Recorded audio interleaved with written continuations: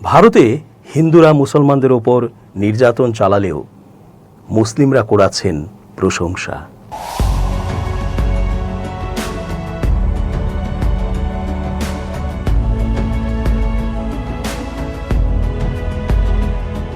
আসসালামু আলাইকুম দর্শক, কেমন আছেন? পুরো সংবাদ বিশ্লেষণ ও তথ্য পর্যালোচনায় বরাবরের মতোই আছি আমি এস জে রতন। শেষ পর্যন্ত দেখতে থাকুন আজকের পর্বটি। নিশ্চয়ই হয়তো আপনার মনের কথাটি আমরা বলতে যাচ্ছি। চেঞ্জ টিভির আন্তর্জাতিক চোখ আপনাদেরই অনুষ্ঠান। ভারতে মোদী সরকার রাষ্ট্রীয়ভাবেই মুসলমানদের ওপর নিপীড়ন চালাচ্ছে, ধ্বংস করছে মসজিদ মাদ্রাসা, মারছে মুসলমানদের অকাতরে কোনো কারণ ছাড়াই। নিজেদের ধর্মীয় সংস্কৃতি ও আচার পালনে বাধা দিচ্ছে, পাশ করাচ্ছে আইন। বড় উৎসব ঈদেও হিন্দুদের এই বর্বরতা থামে না। পিটিয়ে হত্যা করছে মুসলিম পুরুষদের, বাড়ি থেকে তরুণীদের বউদের জোর করে বের করে এনে সংঘবদ্ধ ধর্ষণ করছে তারা। এগুলো এখন ওপেন সিক্রেট ভারতের জন্য। বিশ্ববাসী দেখছে, বড় বড় মুসলিম দেশগুলো দেখছে, তারপরও তারা চুপ থাকছে। উপরন্তু ভারতের সাথেই সখ্যতা রাখছে। অথচ সেই ভারতেই হিন্দুরা যখনই কোনো বিপদে পড়েছে বা কোনো দুর্ঘটনা ঘটেছে, তখনই মুসলমানরা এগিয়ে এসেছে হিন্দুদের বাঁচাতে। এ এক অনন্য উদারতার দৃষ্টান্ত, যা মুসলমানদের দিয়েই সম্ভব। কারণ ইসলাম মানুষকে মহান করে, এটাই আল্লাহর ওয়াদা। সম্প্রতি ঘটে যাওয়া এমনই একটি ঘটনার অবতারণা করতে যাচ্ছি আজ। এছাড়া ভারতে মুসলমানদের যে কি অবদান তা আবারও স্মরণ করিয়ে দিতে চাই আরেকটি ঐতিহাসিক ইস্যু সামনে এনে। গেল বুধবারের সেই অভিশপ্ত সকালটা দিল্লির মালভিয়া নগরের ফ্লোরিশ স্টে হোটেলের অতিথিদের জন্য হতে পারত জীবনের শেষ দিন। চারদিকে তখন শুধু লেলিহান শিখার গর্জন আর ঘন কালো ধোঁয়ার অন্ধকার। 5 তলা ভবনের জানালাগুলো থেকে ভেসে আসছিল বাঁচার আকুল আকুতি।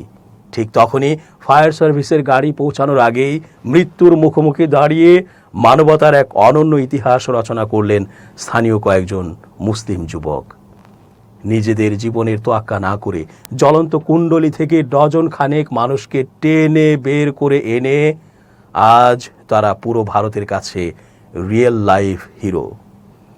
যখন ত্রাণকর্তা হয়ে এলেন তোষকওয়ালা রিয়াজউদ্দিন হোটেলের ঠিক নিচ তলায়, যখন আগুন লাগে, মুহূর্তের মধ্যে সিঁড়িঘর ধোঁয়ায় অন্ধকার হয়ে যায়, ওপরের তলার মানুষদের নিচে নামার কোনো পথ ছিল না।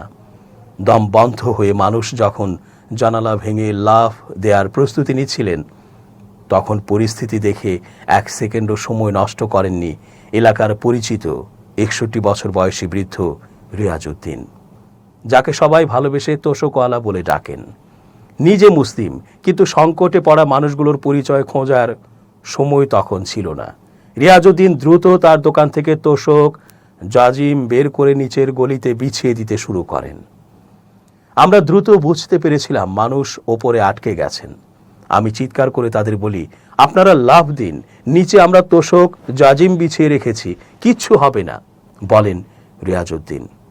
স্থানীয় দোকানদার আরমান জানান, চোখের পলকে প্রায় 20 থেকে 22টি তোষক ও জাজিম বিছিয়ে দেওয়া হয়েছিল, আর সেই তোষকের ওপর ভরসা করেই জানালা দিয়ে লাফিয়ে বেঁচে যান 20 থেকে 22 জন মানুষ।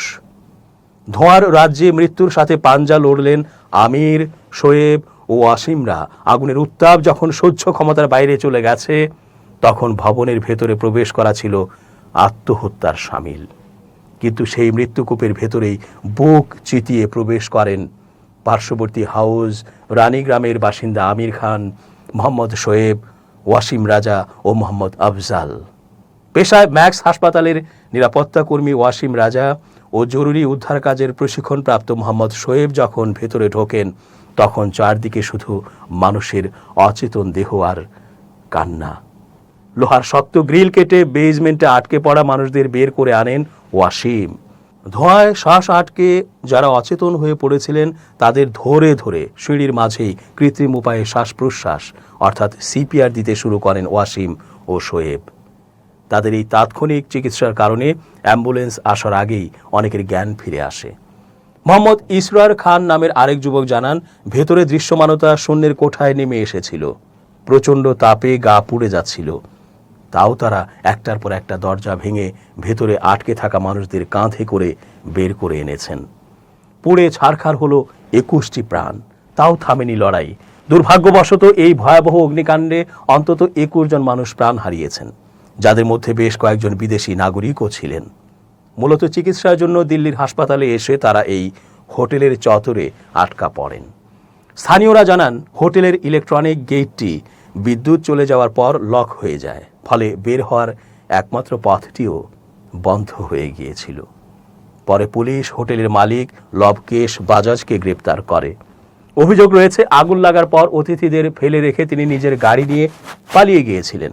যেখানে হোটেলের মালিক দায়িত্ব ফেলে পালিয়ে যান, সেখানে এই মুসলিম যুবকেরা নিজেদের জীবন বাজি রেখেছিলেন অচেনা মানুষদের বাঁচাতে। দিল্লি সরকার নিহতদের পরিবারকে 10 লাখ টাকা ও আহতদের 5 লাখ টাকা ক্ষতিপূরণ ঘোষণা করেছে। প্রধানমন্ত্রী নরেন্দ্র মোদীও এই ঘটনায় গভীর শোক প্রকাশ করেছেন। তবে মালভিয়া নগরীর এই সরু গলিতে আজ যারা বেঁচে ফিরেছেন, তাদের কাছে এই সরকারি অনুদান বা ফায়ার সার্ভিসের ইউনিফর্ম পরা অফিসারদের চেয়েও বড় হয়ে উঠেছেন আমির, শোয়েব, রিয়াজউদ্দিন ও ওয়াসিমরা। ধর্মীয় মেরুকরণের এই যুগে দিল্লির এই অগ্নিকাণ্ড আরও একবার প্রমাণ করল, বিপদের দিনে মানুষের সবচেয়ে বড় পরিচয় সে মানুষ, এবং বিপদের ত্রাতা হিসেবে কোনো ধর্মের দেয়াল থাকে না। মৃত্যুর মুখে দাঁড়িয়ে যেভাবে এই মুসলিম যুবকেরা হিরো হলেন, তা মানবতার ইতিহাসে এক রূপকথা হয়ে থাকবে। শুধু এতটুকুই নয়, বিশ্লেষকরা জানাচ্ছেন, ভারতের ইতিহাসে মুসলমানদের অবদান এক অনস্বীকার্য বাস্তবতা, যা জানলে এবং গভীরভাবে অনুধাবন করলে হিন্দুরা এভাবে মুসলমানদের নির্যাতন না করে বন্ধু ভেবে কাছে টেনে নিত এবং ইসলামের সৌন্দর্যে মুগ্ধ হয়ে ইসলামী সংস্কৃতির প্রচার ও প্রসার ঘটাত। শায়খ খাজা সৈয়দ মোহাম্মদ নিজামুদ্দিন আউলিয়া 1238 থেকে 1325 ছিলেন উপমহাদেশে চিশতিয়া তরিকার অন্যতম মহান সুফি সাধক। সুলতানুল মাশায়েখ ও মাহবুবে ইলাহি নামে তিনি পরিচিতি লাভ করেন। তার সিলসিলা ফরিদুদ্দিন গঞ্জেশকর রহমতুল্লাহ আলাইহে, কুতুবুদ্দিন বখতিয়ার কাকি রহমতুল্লাহ আলাইহে হয়ে খাজা মঈনুদ্দিন চিশতি রহমতুল্লাহ আলাইহে এর সাথে মিলিত হয়। নিজামুদ্দিন আউলিয়া তার পূর্বসূরীদের ন্যায় প্রেম বা ইশককে আল্লাহ প্রাপ্তির পন্থা হিসেবে বর্ণনা করেন। তার মতে আল্লাহর প্রতি ভালোবাসা মানবতার প্রতি ভালোবাসার জন্ম দেয়। ইতিহাসবিদ জিয়াউদ্দিন বারানি দাবি করেন, দিল্লিবাসীর উপর তার প্রভাব এমন ছিল যে পার্থিব ব্যাপারে তাদের দৃষ্টিভঙ্গি উল্লেখযোগ্যভাবে পরিবর্তিত হয়।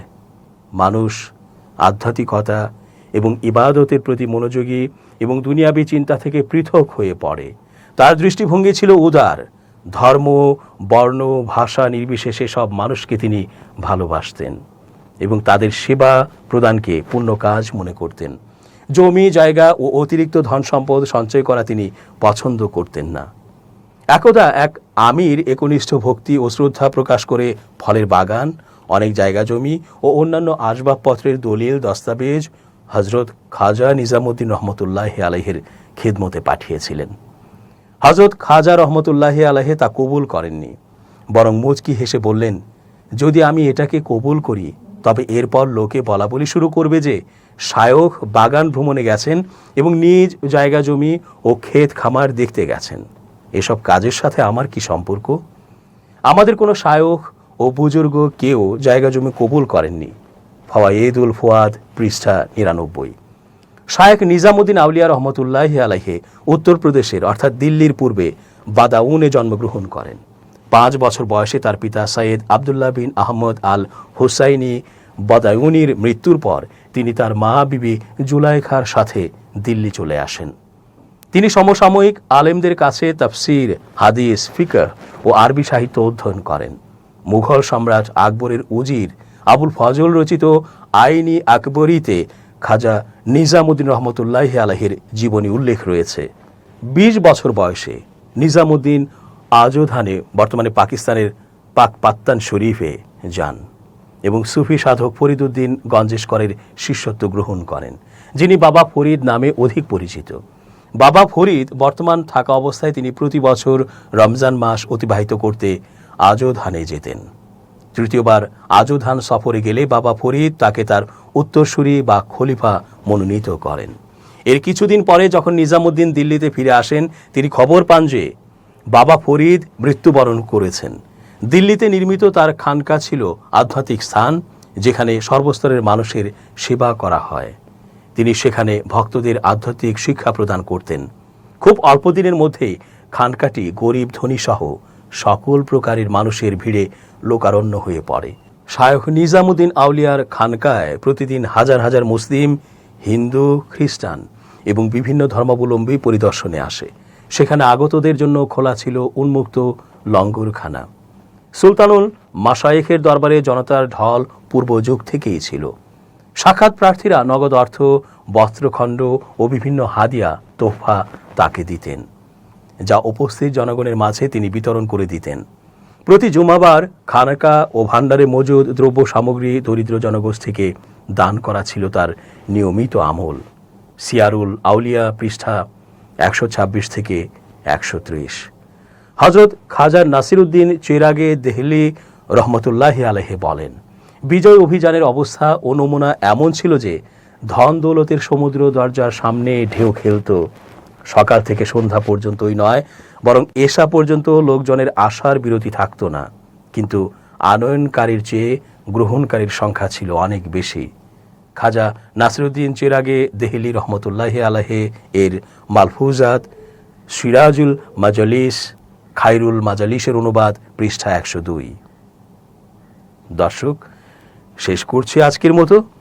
এতক্ষণ ধৈর্য ধরে পুরো আয়োজনে থাকার জন্য অনেক ধন্যবাদ। শুভকামনা অহর্নিশ। changetv.press, এক ফোঁটা হলুদ নেই।